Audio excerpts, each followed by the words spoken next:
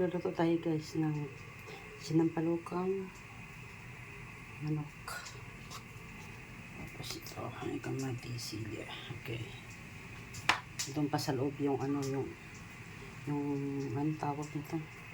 Yung usbong. Yun guys, ano natin yung luya. And then, mix natin ang bawang.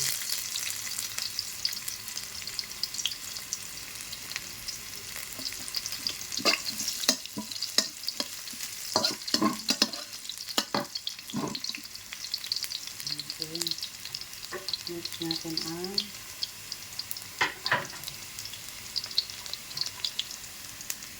sibuyas.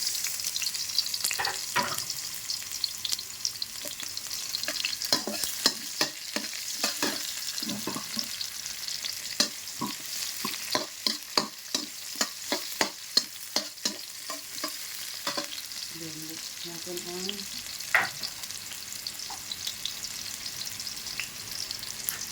kamatis.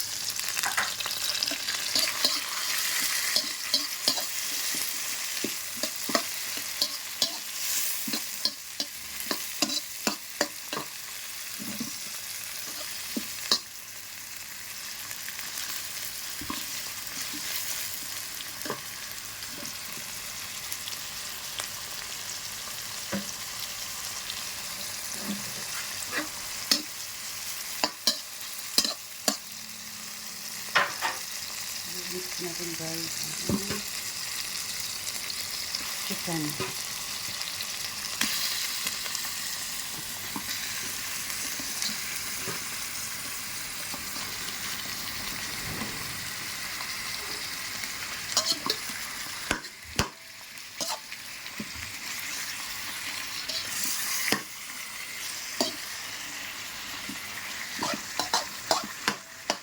Hayaan nyo natin sa dyan hanggang sa maging kulay brown siya at lalabas ng sarili niya patas.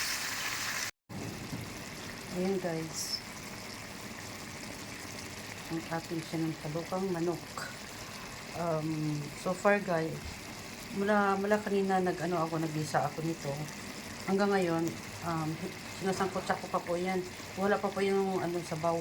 Yung lumalabas na sabaw na yan ay sarili po niyang sariling sabaw po ng manok yan. Luluto ko. Pinapakatas ko po siya, sariling katas po niya yan guys. Tsaka matagal po bago siya lagyan ng sabaw. Talaga para maalis po yung lansa ng manok. Ngayon, lalagyan po natin ito ng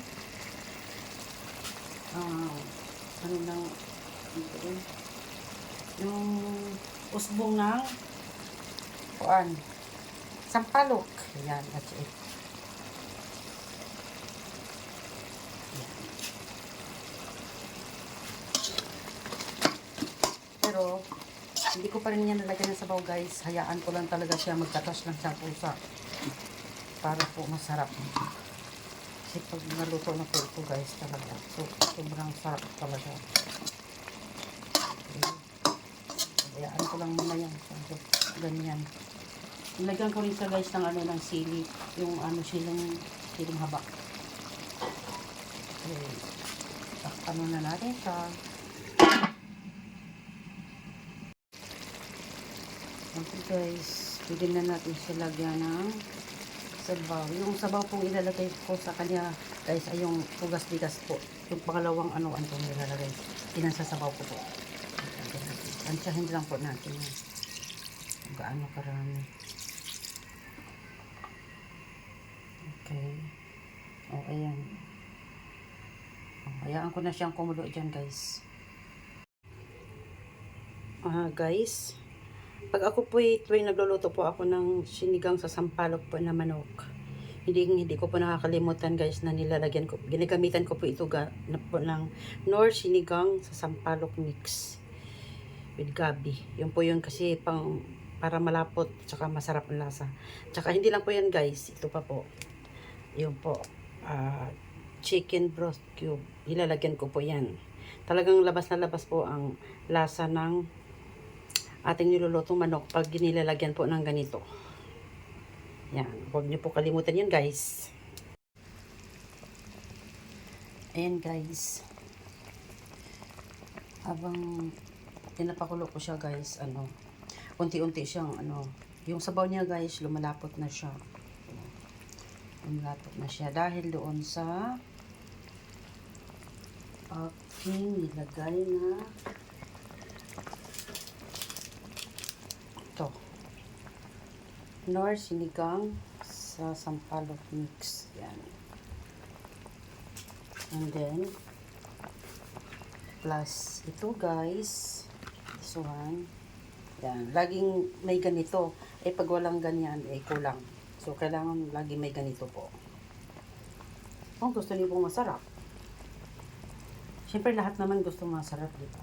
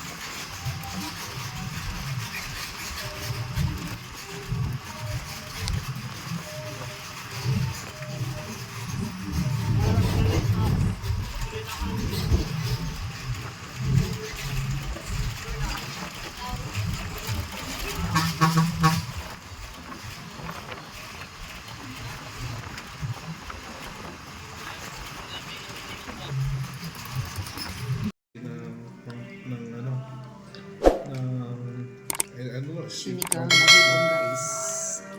Ito yung dapat kainin. Nice. Ihigop ka ng mainit na sinigang na hipon kasi sobrang lamig po dito guys. Itak.